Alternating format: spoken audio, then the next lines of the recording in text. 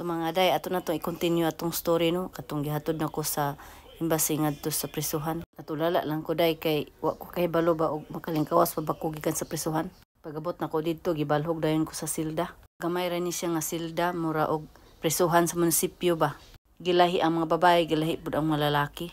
Nakita na ko kung amo didto, gi-endorse niya akong passport ngadto sa mga pulis. Nag-hype ang kurimaw nako, unya tulala lang ko katubag.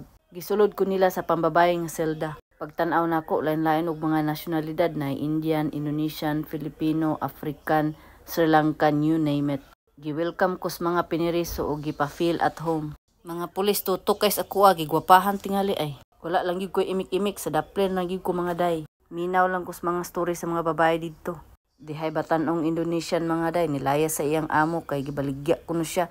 Sa kinsa lang kuno ang mupalit niya unya sigihan lang siya kayaton dili na niya maagwanta mga day. Nakit-an siya sa mga pulis sa kalsada mong gidala siya sa prisuhan. Pagkaugma na niabot ihang mga amo ug gipatawag dayon siya gikuha siya sa pulis ug gidala didto atubangan sa iyang amo unya gibunal-bunalan siya stick nga uway mga day pertin taon niyang tiyabaw. Wa na ko nilili mga day kay di na ko kaagwantag lantaw.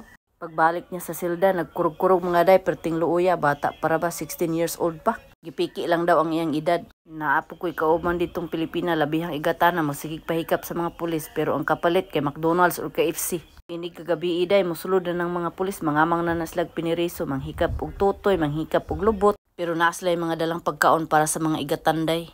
Ang ubang pulis day kay baho mag-ilok adto ra jud ko sa corner day. Mosulod ra gyud ko sa akong malong unya tabunan nako akong ulo og scarf ng kanang mata ray makita ba. Paborito nilang kamangon ang mga Indonesian o Filipino kay humot kuno kadadlaw kuno maligo or 3 times a day pa. Wa ko kita gikamang nilang mga Indian, African ug Sri Lankan mga day. Kada buntag mag-roll call sila random lang. Ang matawagan ang ngalan patindogon og palinyahon. Dayon laparohon og pahilakon mga day. Pagkahuman pakatawo na pod. Pagkahuman makpak day mga pulis mga day.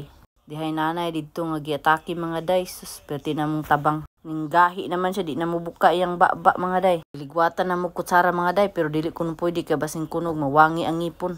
Na midwife didto nga na preso pod perti niyang tabang kang nanay. Singit-singit siya didto help call the doctor. Sus ang mga pulis relax ra kaayo pero natawag gyapon sila. Pagabot sa doktor hangyo si ating nga dadhon si nanay sa hospital pero ingon ang doktor stress ra kuno ang dahilan. Unya ni-insist si ate kay midwife lagi kuno siya, she knows what's going on. Giaway niya ang doktor. Sa gawa sa silda ni reach out ang doktor, gidaw gibiran niya ang buhok ni ate ug gilaparo pa gid niya. Tingnan niya sa ate nga I am the doctor here and who are you? Hilak na lang si ate sa kasuko when himo. Kay wala man gidala si nanay sa hospital so wala may mahimo kundi magampo para maulian si nanay. First time siguro to sa history nga ang Muslim, Christian, Buddhist ug uban pa nga nagkahiusang magampo para kang nanay. Ang mga Muslim nagtuwad-tuwad nag-inampo kami pong mga Katoliko ug uban pang Kristiyano nagluhod-luhod og nagrosaryo pud mi samtang ang uban gihilot-hilot nila si nanay. Pagkataod-taon okay na si nanay ug na-relax na iyang mga muscles. Naibtan mig tunok ug nag-relax na lang pud mi after atong kaguliyang between doktor ug sa midwife. Sumao lang sana karon sa sunod na pud mga day. Bye for now.